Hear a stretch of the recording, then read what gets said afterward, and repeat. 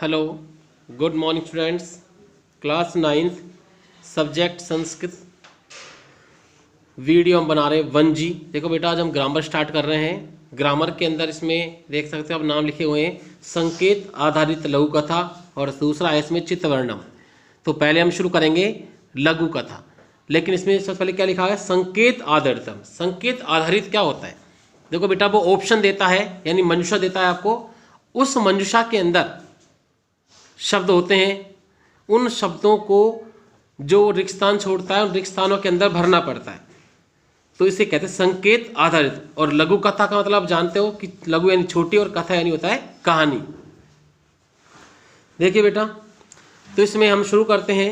वैसे आप जानते हो कि लघु कथाएं दो प्रकार की होती हैं, या दो प्रकार से लिखी जाती हैं। ये भी कह सकते हैं कि वो एक तो जैसे आपके इंग्लिश में स्टोरी आती है, देखिए जैसा लिखा हुआ है इंग्लिश में स्टोरी आती है इस प्रकार, देखो फिल इन द ब्लैंक्स, ये इस प्रकार इस गैप देकर लिखी हुई होती है, फिर आपको स्टोरी करनी पड़ती है। कई बच्चों की ऐसी हैबिट होती है कि उसको सेम लिख देते हैं।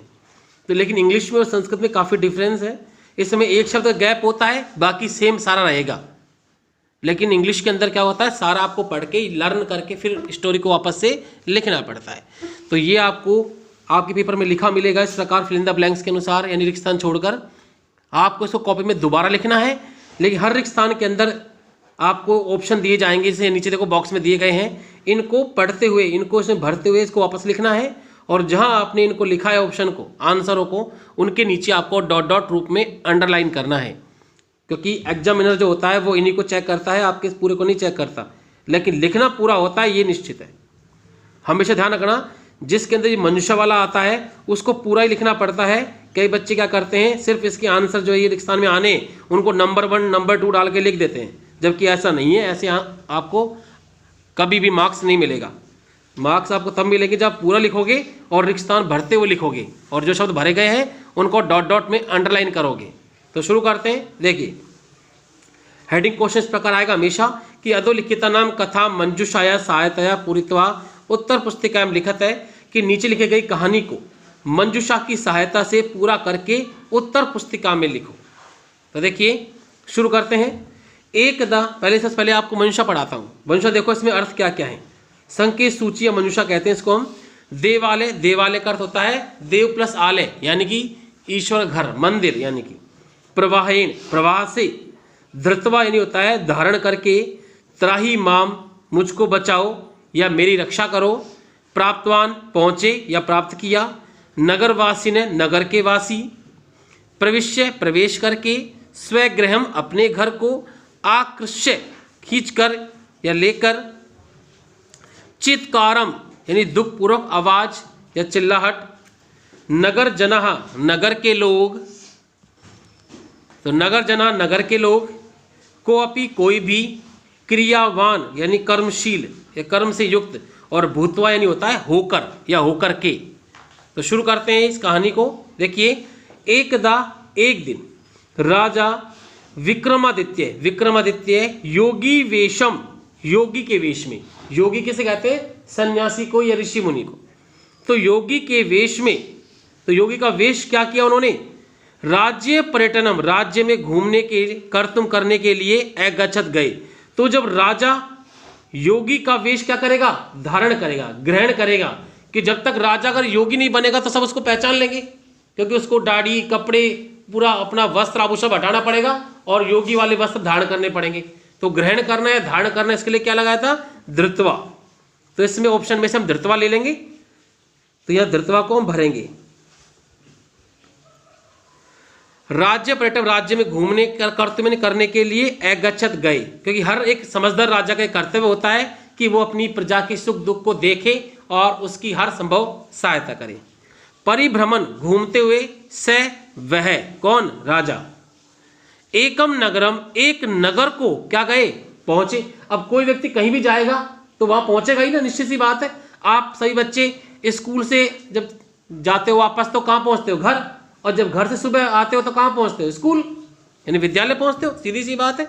तो वो कहां पहुंचे? एक नगर। तो यहां पर पहुंचने के लिए क्या बताया था मैंने आपको? प्राप्तवान। तो यहां पर धृत्वा फर्स्ट नंबर, प्राप्तवान सेकंड नंबर। तो यहां प्राप्तवान लिखेंगे। इसके बाद में तत्र वहां नदी तटे, नदी के तट यानी होता है किनारे पर, एक है एक आसीत था, एक क्या था नदी किनारे पर, देखिए देवालय मंदिर, क्योंकि और यहां पर व्यवस्थित नहीं हो रहा, चाहे आप कितना भी एडजस्ट कर लो और इसके अलावा, क्योंकि मंदिर एक स्थान है, कहीं भी कोई निश्चित स्थान पर एक न एक ऐसी निश्चित स्थान होता है जिसको हम पहचान लेते हैं। तो यहां पर क्या है, देवालय, देवालय नंबर 3। तो इस पर आपको भरना बता दिया, ऊपर नंबर 3 डाल देंगे देवालय, जो यहां भरा जाएगा। एक है देवालय आसीत, यानी वहां नदी के किनारे पर एक मंदिर था, तत्र वहां पुराण कथाम, पुराणों की कथा को शृण्वन्ति में सुन रहे थे। देखो बेटा, कोई भी मंदिर है तो मंदिर में कहने वाला एक होता है और सुनने वाले अनेक होते हैं, ये तो आप सभी जानते हो, सुनते हो ना, कभी भी आरती होती है, पूजा पाठ होते हैं, कुछ भी करते हैं, करने वाला एक होता है, सुनने वाले बहुत सारे होते हैं। तो अगर जो कथा सुना रहा है या आरती बोल रहा है वो कौन होता है, पुजारी होता है।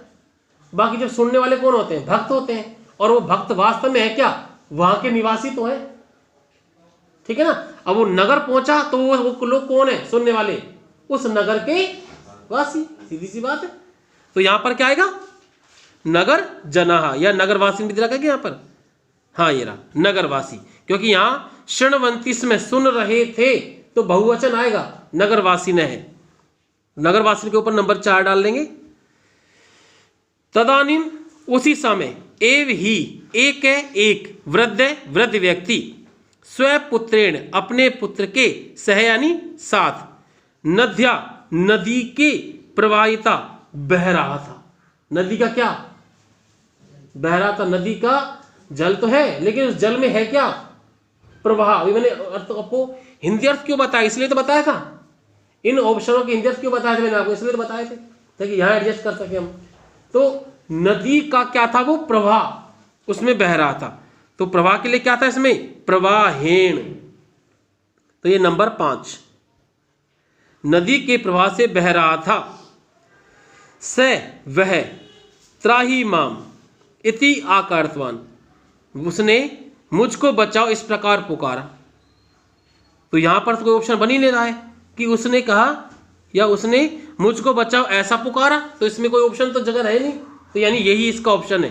तो ये त्राही माम इसने गलती से लिख दिया, यही इसके अंदर आना चाहिए।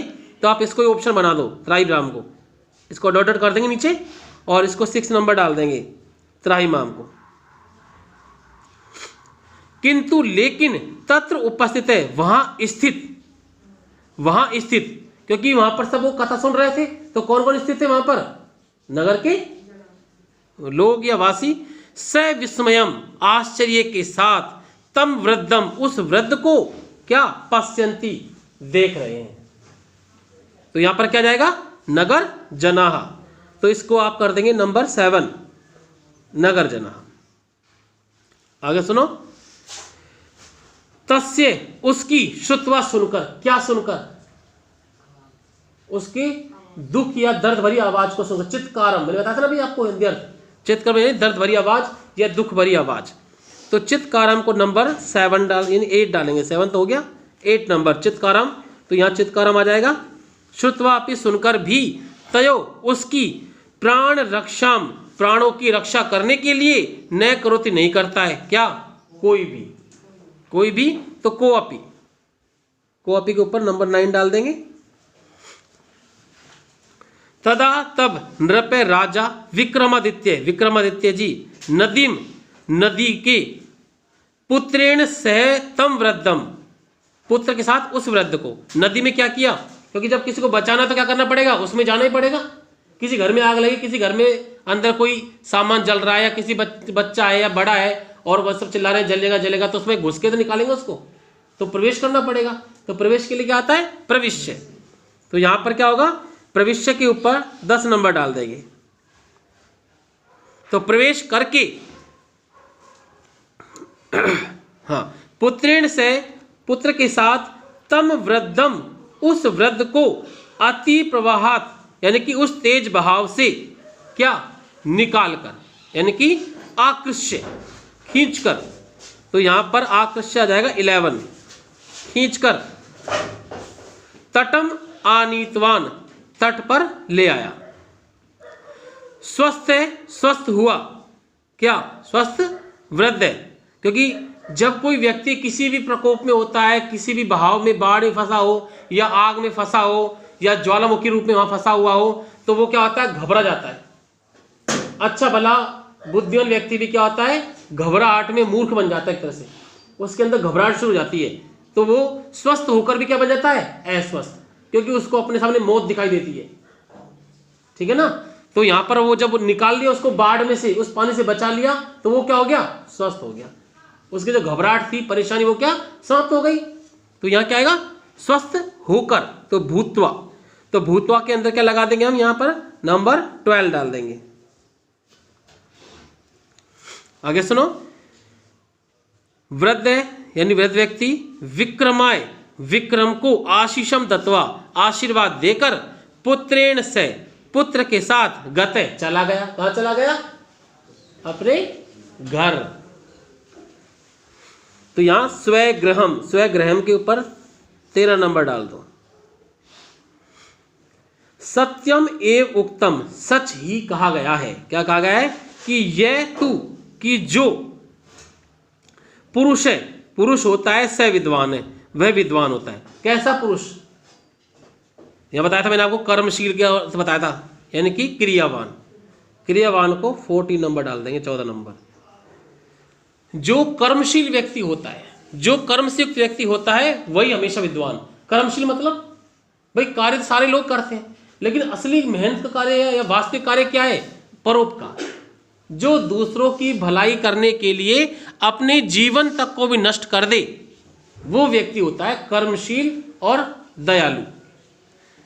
तो बेटा ये कंप्लीट हो गया। तो आपको इसको ग्रामर की कॉपी में लिखना है, ठीक है? सिर्फ संस्कृत को ध्यान रहे। तो आपको पहले क्या करना है? इसको इस प्रकार डॉट डॉट लाइनों में रिक्त स्थान रूप में ऐसे कैसे लिखना है, फिर नीचे इसको वापस से दोबारा लिखना है भरते हुए। और ध्यान रखना, अंडरलाइन करना ना भूलें, क्योंकि बिना अंडरलाइन के ये चेक नहीं किया जाएगा। ठीक है बेटा? तो आज की वीडियो बस बेटा इतना ही। Okay students.